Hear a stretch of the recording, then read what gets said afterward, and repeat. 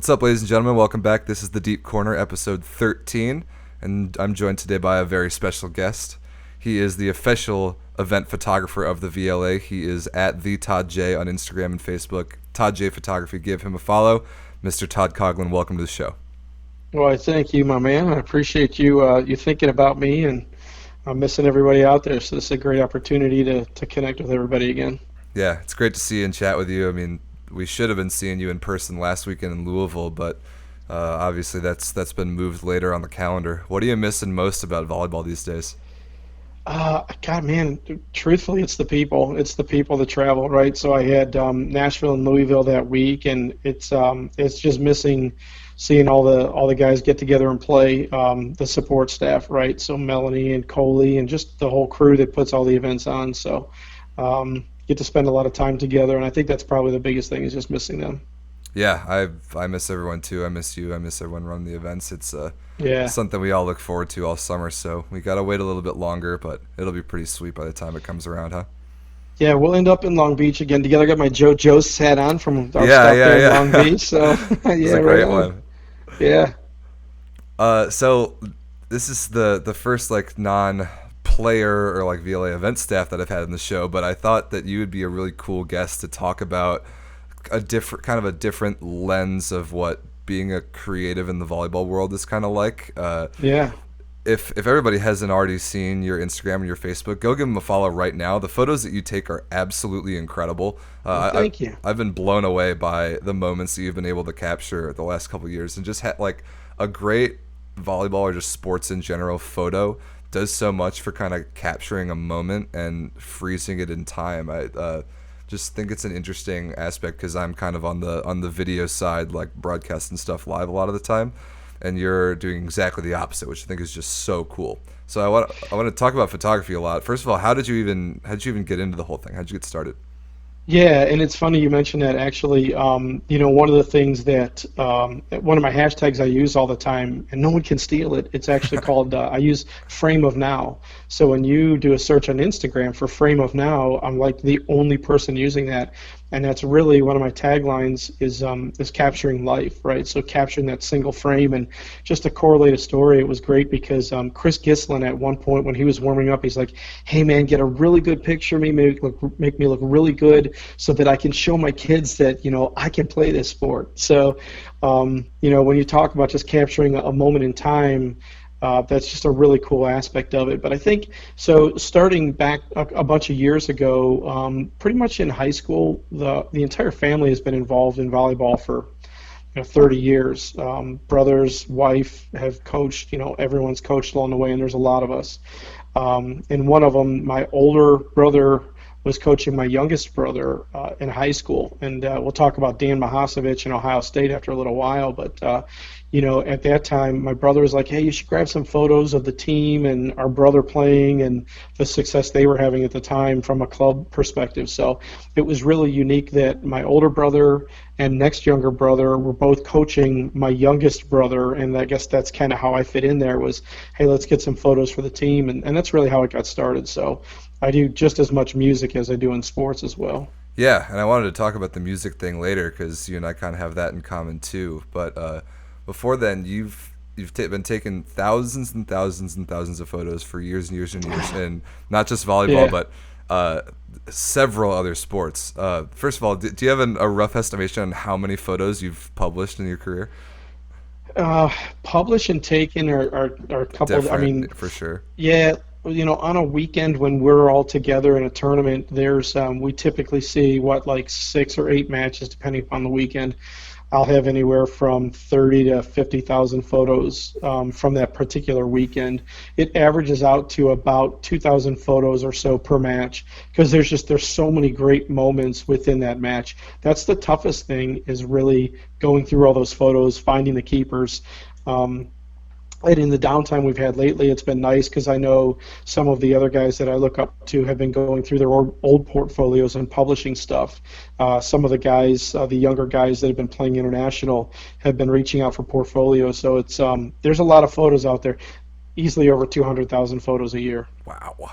Yeah, yeah. That's yeah, I don't know how you sort through the volume of that and find the gems. Do you like when you take a photo that you that ends up being one of the better ones you've ever taken, do you know it's great the instant you take it, or do you have to kind of sort through and find it? No, for sure. Experienced photographers will rail on very new photographers or people who are just getting into it. They call it pixel peeping.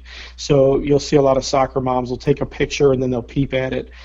For some of us who are more experienced and you see us doing that, it's a very good possibility that we know we hit the moment and we want to mark that photo. So we'll look Yeah. at the back of the camera, we'll look at that, and then we'll mark it with a lock or something like that so that when we move it over, we know that we've got, that is one a keeper for sure.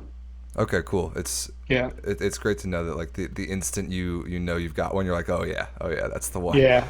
And I think a lot of And, volleyball players are kind of similar. Like when a player hits his best serve, he's like, oh yeah. oh, it's pure. A golfer's the same way, right? Oh, When you totally. just hit that pure, you feel it in your Like, yep. hands.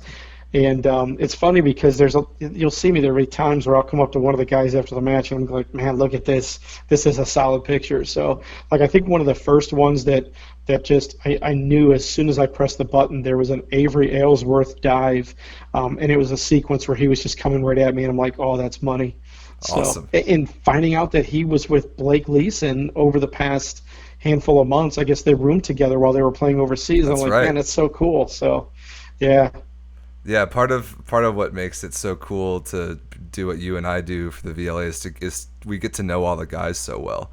Yeah. And I've gotten to interview guys on this show over the past several weeks and a little bit in the last couple seasons, like post matches and stuff. What's the coolest like silly little fact that you've learned about a player just from getting to know him? Oh my gosh. Fact. So shocking to me are just the number of people that go and travel internationally. I would struggle to find a fact. I got to tell you, man, a lot of these guys are religious. That's not one thing that I expected. Just getting to know more and more about them individually and particular players. Fact being that some of these guys I didn't expect it. But I didn't realize how many folks left the country to go play volleyball and overseas, and I think that's one of the biggest things that I've learned, about a number of these guys. So.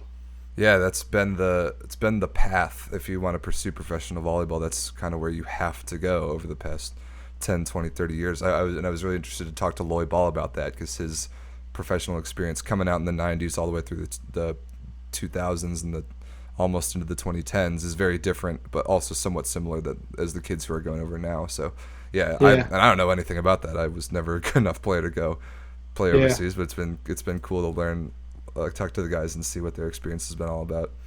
Yeah, and I think, from a fact perspective, Jeff Petak in his real career, opening up a shop, these guys as barbers, him and Connor, Yep. How cool is blew me that? away. Yeah, right? So I could see Jeff being an enforcer, maybe a bookie collector or something like that. So, yeah, it's been cool. So what's break down for us the anatomy of a great volleyball photo? Like what are you looking for? What do you know when you see a photo? How do you know that's a great volleyball photo? So to me, it's all about the composition and the athletic form. You'll have magazines, right? So I've worked with Volleyball Magazine. Some of what we did last year, one of the people that I mentioned later on is Ed Chan. A lot of times from my perspective, it's all about the form and the composition.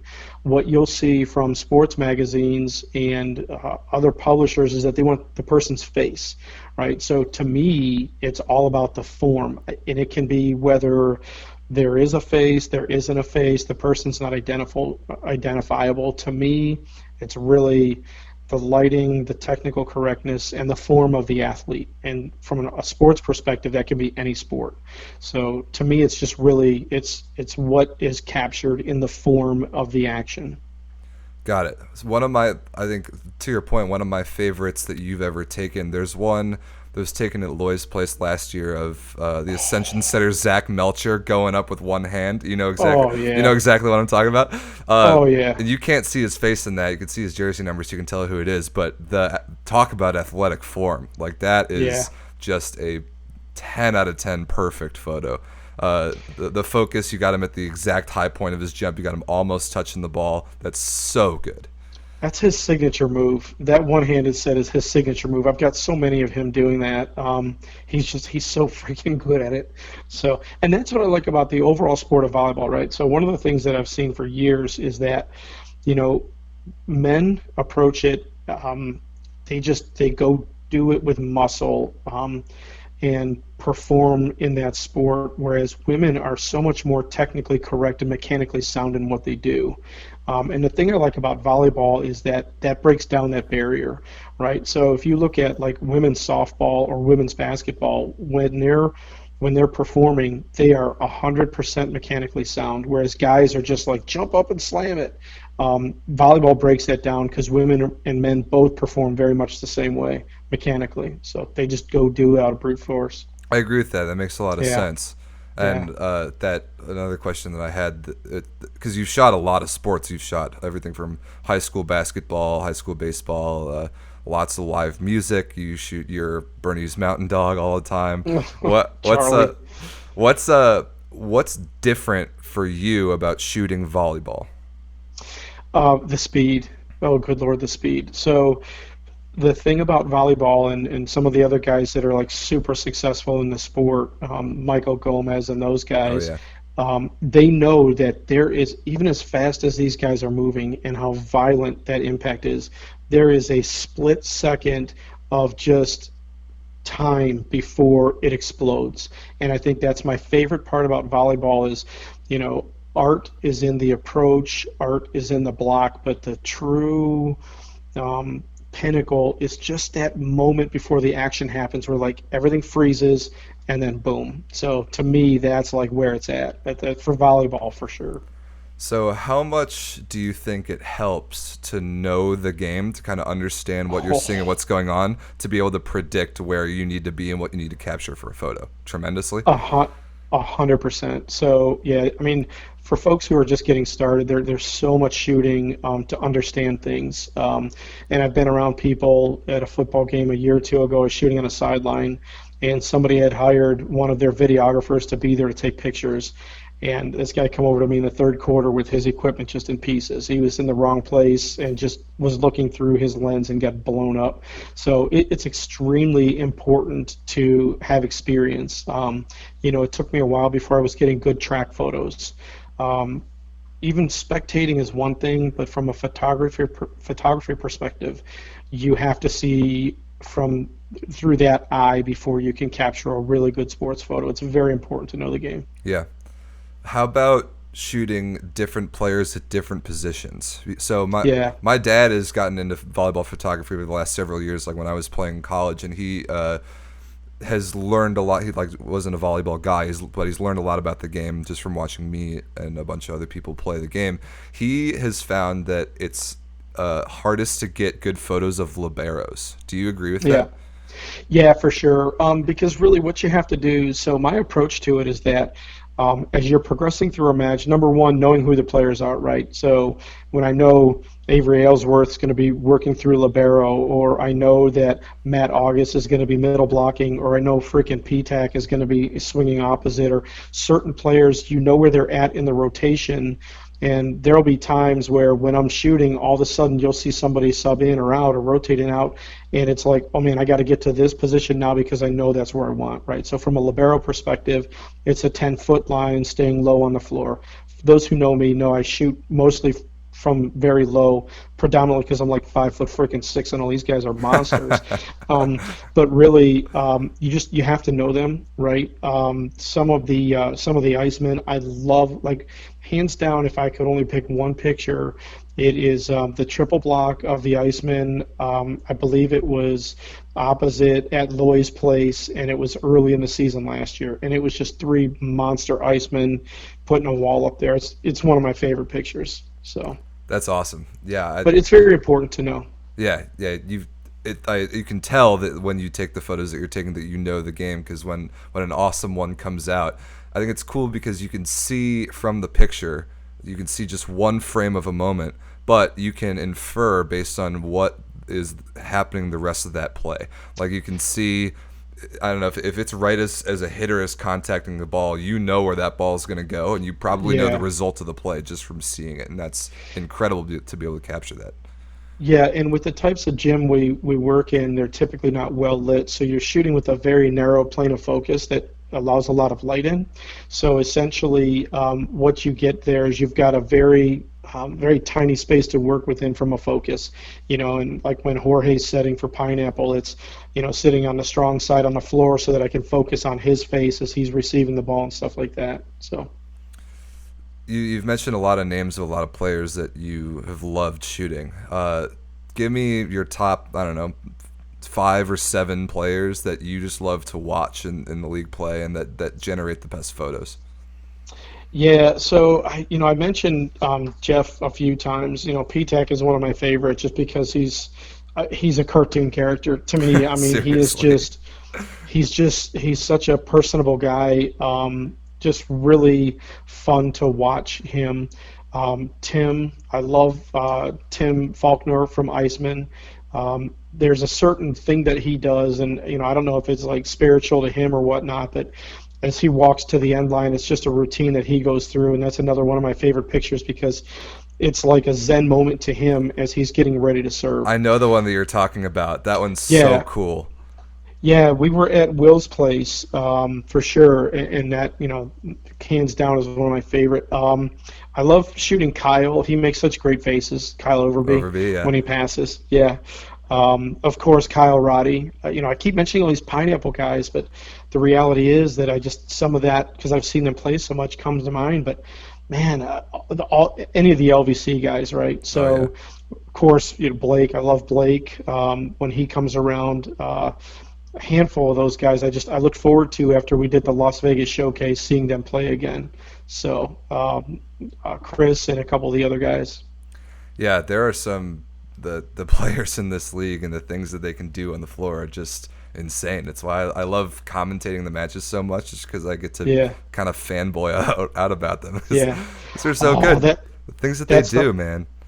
that is the hardest part. It's so very difficult for me because I'm around these guys, and that is like my favorite moment was getting a picture with David Lee back at the showcase, because he's another guy I admire so much, and it's so hard seeing all these guys to not like just get starstruck. Because I've got a job to do, but at the same time, I know that I'm in their space, and they're getting their mind right in their place, and I try to not be disruptive to that. But yeah, it's really hard to keep your composure when you're that close and you're seeing those guys play like that. Well, you're doing them a heck of a service because some of the things that you've been able to capture of pretty much every player in the league who's played the last couple of years, like memories, frames, and times, like you talked about, that these guys are going to remember these photos, guys are going to save these photos, are going to guess is going to show his kids, like stuff like Yeah, that. It's so cool to be able to capture that. yeah, and Matt August is one of my favorite like that. I mean, and it's funny because all growing up and just the way society is, you hear people make comments referring to females wanting their pictures and can I get my cheerleader pictures or any of the silly stuff. Guys are just as bad like that, right? So I mean, I leave a high school game and I'm not even home from the game, and the guys are already texting me, "Did you get my shots? Did you get good Yeah. shots of me?" So I love it, and I think that's one of my favorite things is knowing that they appreciate those things. And Matt was like one of the first guys that I put a portfolio together from, and I was mentioning before about just I love watching his transition to the pins, and I love watching his approach in the middle. Like those are my two favorite things to shoot for Matt August, and I love capturing those memories, and I'm so glad that they all appreciate it. I Yeah. can't thank those guys enough. They So totally do. I think every athlete does. It's a great point that you made. I yeah, think like yeah, high school boys basketball or whatever. I oh like yeah, when my dad started taking pictures of my college club team in college. All the guys were just obsessed with like seeing how they looked on camera after, because that's like not a oh thing that we were really that used to. Every athlete just loves it. Every athlete just loves getting that one thing yeah. captured. And there's nothing like, a nice three-pointer. You get all the teammates in the background holding up the Oh three-pointer sign, yeah, and that's all great. But I got to tell you, man, when you're right at the corner of that key and somebody snatches and has a breakaway and a monster dunk. I had two of those this past season, and it was like my favorite basketball moments of the season.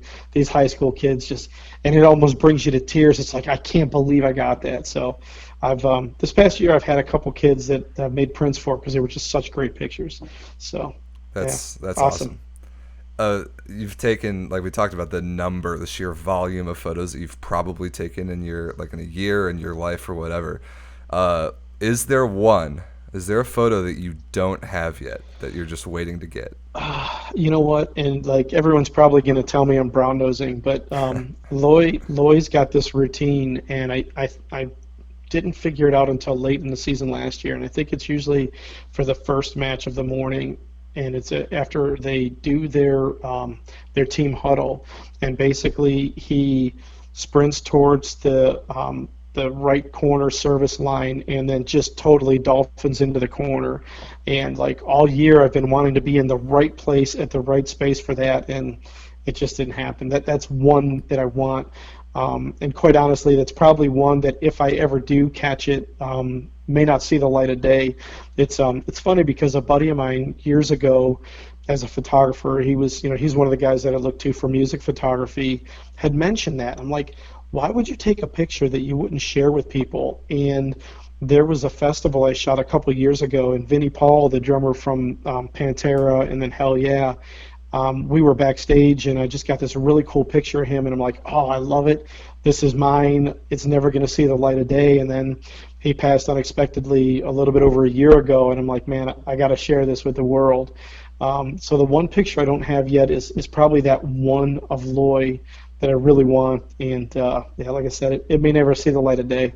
So I there are some remember, photographers that keep those. yeah, I remember the first time you told me about that idea in the last season or two, that there are photographers that will take a picture that's just so special to them for one reason or another, and they'll just keep it themselves.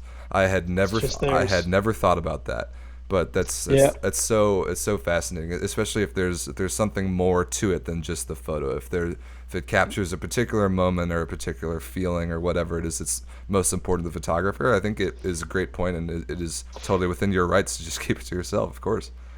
Yeah, I mean, remembering that everybody's got that zen and that personal space, and photographers, I feel like, have a responsibility to respect that type of thing. I'm not really sure if there's any meaning to what Lloyd does there, but I'm a firm believer in there are some pictures that they're okay to be taken, but they shouldn't be seen for personal reasons, one way or the other.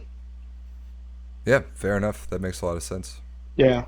So I want to talk about shooting music too. So Mm, yeah. 'cause you and I have a little bit of that in common. You've gotten to know and gotten to play some music and gotten to know a bunch of incredible bands over the last several years. And I'm Yeah.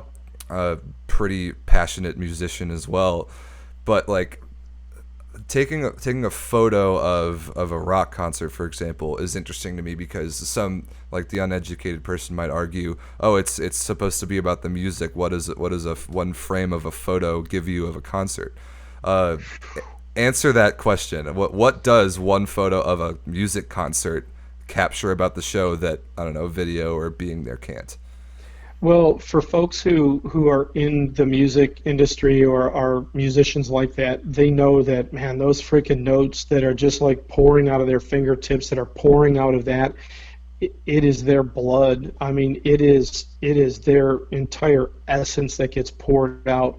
And a technical photo of a landscape is like, okay, everything's technically correct, but when you're capturing performance like that, dude, you're looking straight through their eyes and into their soul, and especially when an artist really connects with you. So when you start to get to know these guys on a personal level, and you begin shooting, man, they give you what you're looking for as a photographer, but you just see everything that they are coming into that frame, and that's what makes a really great photo. Somebody standing there strumming is one thing, but when you've got a good lead singer who is just in it, man, a drummer who is just in the pocket, you see that in the photo, and that's a big difference. And I feel like from a sports perspective, I feel like that comes out too, right? So certainly during celebrations, you Oh yeah. see their soul come out there. I mean, it is 1 point out of, 75, 100, 125 points that are going to be scored. But at that moment in time, that frame of now, that is the most important thing in the entire world to that musician or that athlete. That's yeah, that's a really good similarity. I think it's cool in a volleyball context the opportunity to get action shots and then things between the points because the cadence of the game is so different than most sports. Basketball, for example, is almost exclusively nonstop action. Football is like a very quick burst of action and then a lot of downtime. Volleyball, it's about even both ways, and like you said, the game moves so fast, but the Tim Faulkner going back to the service line, like Oh, Zen photo, oh. or like a post point celebration photo. The ball isn't in the air at those points, but those photos can be just as good. Hands down, and and it's everything about it, especially with us working with the VLA. And I know I'm older than all these guys. Us working with them, even when you get to the point where you've been through one set in the day and the exhaustion on some of these guys because they have poured everything out that they've got. They know that their knees are going to be iced for days on end. More than just the action, there's so much emotion into it, seeing that, man, they've poured all they have out on that court. So more than action, it's just all about capturing that frame. Something that I've always found to be similar between being a musician and being an athlete, but particularly in volleyball, I think the passion for the game of volleyball is just different. There's just something different about it, Yeah, and being it's a when you, lifestyle. it is, and Yeah. as is being a professional performer, like whatever you're a musician or whatever kind of performance you're doing, there's something about it that when you're up there and those certain moments are just so pure, emotionally passionate, and like you said, you can if you get the shot right, the camera can capture straight through the Yeah. action right into the heart of the performer. I think that's just so fascinating. And music is really so. I'm an idiot. I picked two of the worst things to try to learn photography on: music and sports. Volleyball in particular, because the gyms are so poorly lit, and music is so very difficult because typically, especially in small venues, all you're dealing with are red and purple lights. So it took a lot of time and a lot of practice choosing those. Not to take anything away from some of the amazing photographers like Michael Gomez, who shoots a lot of beach. You've Sand, got yeah. Jim Wolf, Ed Chan. Those guys shoot a lot of beach, and I love that. It brings the West Coast to me, which is amazing. Like Michael Gomez was the first guy that I saw his pictures of volleyball players that I didn't want to walk away and stab my eyeballs because I see so many people try to do it and it's just not good. And Michael Gomez was the first one that I literally my jaw just hit the floor and I'm like, this guy exactly knows what he's doing. He So gets it. um, oh, I'm a big fan of him. So yeah, it's when it comes to music, it's very very difficult because you got to start at the bottom, right? For sports or music, or you do, and typically starting at the bottom for local bands, even regional bands, they're playing in these really tiny dark venues, and it's really really tough because there's just no light there. So it's hard to do. Well, you've made a heck of a photography career out of it, and I was blown away to learn that it's not even your day job to take photos that are that good. So, what's something that a budding photographer, somebody who feels like taking photos of volleyball or taking photos or whatever, can learn from what you've done in the conversation we've had over the last half an hour or so? Yeah, I think learn as much as you can. I spend a lot of time still to this day on YouTube and podcasts and stuff like that. I would say work with the camera you have. Choose subjects and topics that are outdoors to really help you get a good understanding of the balance of shutter speed and light and aperture, the depth. So for budding photographers, I would say work with what you have. A lot of people are starting to spend more time working with cell phones. There are programs that you can download that give you more control over the three pillars of a good photograph. So learn as much as you can, right? There's some folks that I started out with, Tony and Chelsea Northrup, run a YouTube channel, and they have a lot of good education. There's some of the guys around lifestyle, like McKinnon, Peter McKinnon, folks like that. But I would say from a photography perspective, work with what you have, even if it's just a cell phone, because what makes pictures great, and I think when a lot of people see that they're just like, this is a really great photo, is that there's the composition. There's certain rules of photography, and rules are meant to be broken. Everybody will tell you that, but the reality is, when you look at a photo, it's great because we've cropped down that composition. We've had that action moving from one side to the other. It's things that in your mind you're not thinking about because you're not trained to, but it's just like, man, that looks like a great photo. So, and you can do that with a cell phone, right? You can do composition. You can understand rules of thirds with a cell phone just as you can an expensive camera. Where the differentiator gets in, one of the guys that I looked up to when I started out was a buddy here locally. His name is Mark Paducah. He does a lot of glamour and model work. He said you'll know when you need to buy a new camera because your skills will get better than the camera can do. So you'll see a lot of people will go buy a kit camera where the lens will only open so far, and when they learn about aperture, they're like, okay, well, I need a lens that opens up a little bit further. So when people say, you got an awesome camera, well, yeah, you have to know how to use Yeah, it, no, as usual. Yeah. but you would, if you're a photographer and you're using your iPhone, you will get to a point where you tried to capture the moon last night and all you got was a white dot, and okay, I need different equipment to be able to do that. So learn as much as you can. And from a drone perspective, I don't know if a lot of folks are lately getting into drones. I've got work that's been published on Smithsonian and BBC. I do a lot of work with drones as well. Drone U or Drone University is another great learning opportunity as well, something that might be useful for folks to, if you're thinking about buying a drone or getting into aerial photography, a good place to take a look at so that you're not spending a lot of money on something that you're just going to outgrow right away. Well said. That's Yeah. anybody who's ever taken a photo from snapping it on your cell phone to spending a lot of money on serious equipment and trying to get really good stuff Yeah. can take a Yeah. lot from what you just said. The people Yeah. appreciate that feedback. Yeah, for sure. And you know what? Especially the guys in the league, I've had a few of them reach out and say, "Hey, I'm thinking about getting into this." I love talking. Clearly, it's a passion. If anyone ever needs help with anything, one of the really cool things that Michael Gomez did like a month ago with all the downtime is he just fired up a really cool Instagram live and sat on the floor with all his gear and started talking through it. And then the next session, people submitted questions. So I'm more than willing to sit down with people and go through that. It's a good idea. And Yeah. if anyone is interested in hearing that from Todd, where can the people follow you, and what can the people expect from your online presence?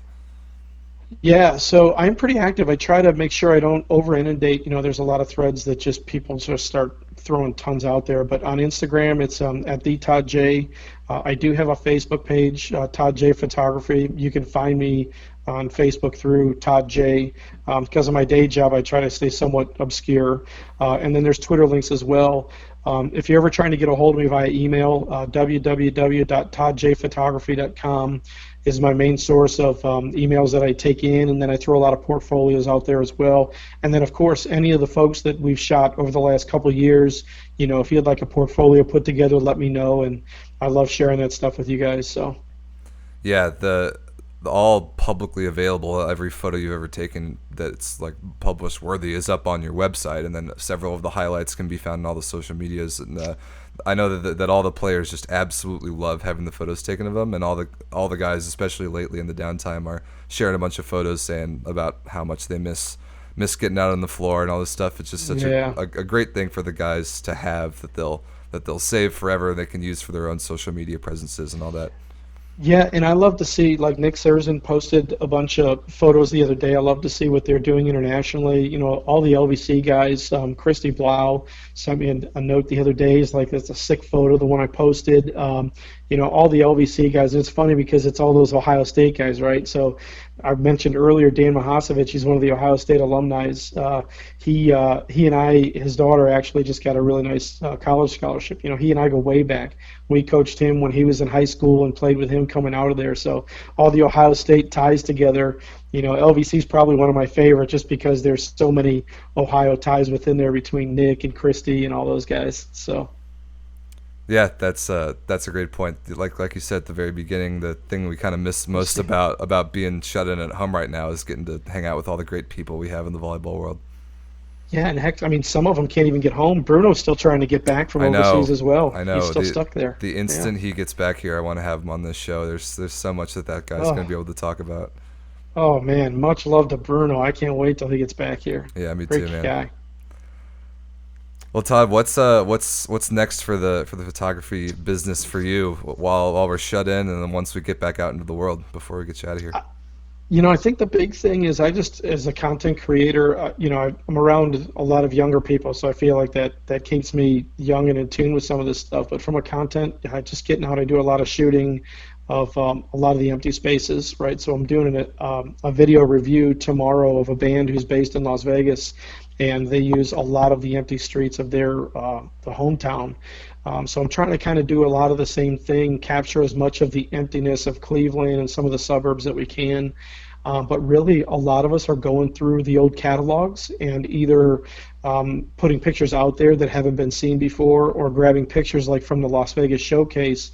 And now that my skills have changed over the last 2 years or so, being able to refinish some of those to get different perspectives or different views out of it. But working my day job, and then, like I said, just creating as much content as I can in these different areas of sports.